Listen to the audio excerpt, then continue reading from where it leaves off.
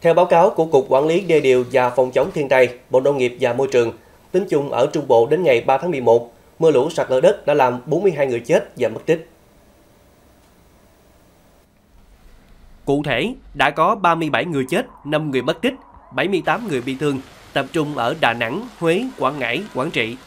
Mưa lũ, sạt lở đất cũng làm hơn 550 nhà bị sập cuốn trôi hư hỏng, gần 7.900 hecta lúa hoa màu bị ngập thiệt hại, hơn 64.300 con gia súc gia cầm bị chết cuốn trôi. Hiện vẫn còn 50 vị trí trên các tuyến quốc lộ đang ách tắc giao thông, cùng hàng chục km kênh mương thủy lợi, bờ sông bờ biển bị sạt lở hư hỏng. Cũng theo thống kê, hiện còn trên 10.500 khách hàng tại Đà Nẵng vẫn chưa được cấp điện trở lại. 56 xã phường bị mất kết nối mạng truyền số dữ liệu chuyên dùng cấp 2 do mất điện tại Đà Nẵng, Huế, Quảng Ngãi. 148 trạm BTS mạng công cộng vẫn mất liên lạc tại Đà Nẵng.